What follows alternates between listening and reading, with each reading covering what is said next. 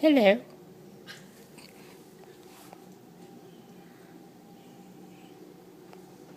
Everyone has a hero, someone they look up to and respect, maybe somebody who has passed away, yet their legacy lives on. But how many of us consider ourselves a hero?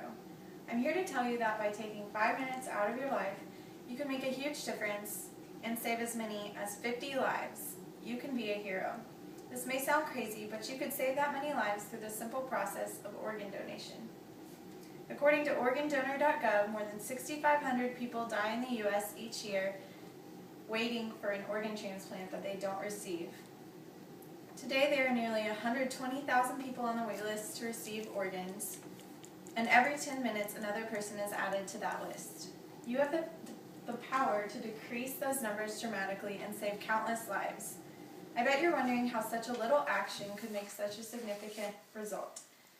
And I'm here to tell you exactly how that happens. The need for organ donors has never been greater.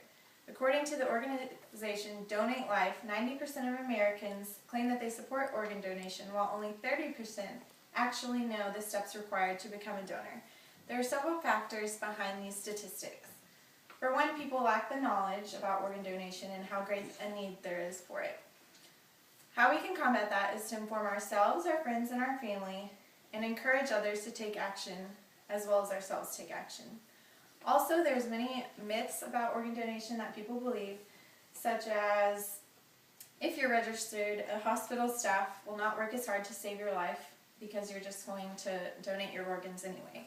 This is incredibly false, and the number one priority of hospital staff is to save the life at hand. There's no ulterior motive just because you're going to donate your organs. Another myth is that organ donation goes against religions. According to Mayo Clinic, the majority of religions actually support organ donation and view it as a selfless act of giving. There's an incredibly simple solution to preventing the lives of many ending far too early. You can register in one of two ways. Either online with the click of a button if your state has that method of registration, but most people register when they go to obtain or renew their driver's license. You simply check a box and then you're registered for life. Another thing you can do to take action is to encourage others to register for donor organ donation. You can tell your friends in person, you can tell your family members and encourage them to take action, and use social media because it's used so much these days.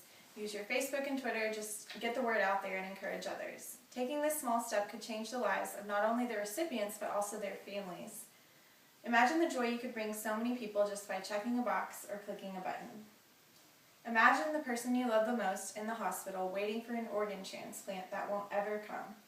If everyone put him or herself in that situation, I'm sure many lives would be saved as the number of registered donors skyrocketed. Now imagine your loved one in the same situation and a nurse coming in and saying there's an organ available. I bet the joy in that room would be unspeakable. You have the power right now to provide that joy later on for possibly 50 people and their families. With this many pros and hardly any cons, what are you waiting for? By taking this small step, you can change lives. You can be a hero without even getting off your chair. In the words of John Piper, all heroes are shadows of Christ. What better way to shadow Christ than to give life as a result of your death? If you're not a registered organ donor, I challenge you to go out and register yourself and get 5 of your friends or family members to register as well. That could mean 250 lives saved. Go out and be a hero. Any questions? What age limit is there for organ donation? There isn't an age limit. All ages from infants to as old as you get can donate organs. Could you still have an open casket? Yes, all the sites that they open up to take the organs out, they stitch up and they can't be seen in an open casket. Can any organ be transferred? Donated? No. There's like 6 main organs, and then there's skin tissues, and cornea is a main one also, bone and bone marrow, and then organs like the heart, the lungs, the kidneys, and so on. So you check the box once and you're in it for life?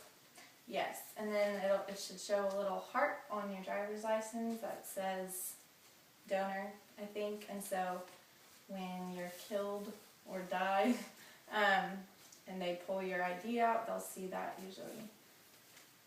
But also your family has to consent to it. So even if you're registered, if they say no, then they can't. So you have to talk to your family first.